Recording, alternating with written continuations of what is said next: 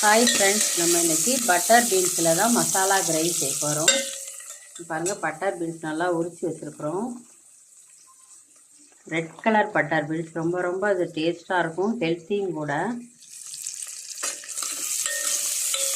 பார்த்திங்கன்னா உங்களுக்கு பட்டை, கிராம்பு, சோம்பெல்லாம் தாளித்து சின்ன வெங்காயம், கருவேப்பிலையை நல்லா இப்படி வதக்கிக்கோங்க. இஞ்சி பூண்டை இந்த மாதிரி தட்டி சேர்த்துக்கலாம், வதங்கட்டும். இஞ்சி பூண்டு வதங்கிருச்சு. இப்போ நம்ம ரெட் கலர் பட்டர் பீன்ஸை இதில் சேர்த்துக்கலாம்.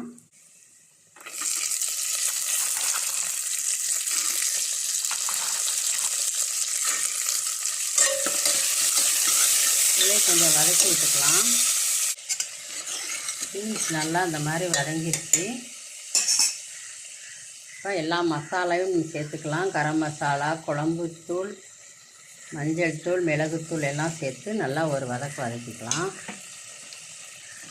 பச்சை வாசனை போக வதக்கிக்கலாம். பட்டர் பீன்ஸ் கிரேவி செய்கிறதுக்கு பட்டை, சோம்பு, கிராம்பு தாளித்து சின்ன வெங்காயம், இஞ்சி பூண்டெல்லாம் வதக்கிட்டு பட்டர் பீன்ஸு சேர்த்து நல்லா வதக்கி எல்லா கரம் மசாலா, குழம்பு மசாலா, மிளகுத்தூள் எல்லாம் சேர்த்து இந்த மாதிரி நல்லா மசால் வாடை போகிற அளவுக்கு, பச்சை வாசனை போகிற அளவுக்கு நல்லா வதக்கியாச்சு. இப்போ நம்ம தேவையான அளவு தண்ணியும் உப்பு சேர்த்து ஒரு 5 விசில் வச்சு ஆஃப் பண்ணோம்னா சுவையான பட்டர் பீன்ஸ் கிரேவி தயாராகிரும்.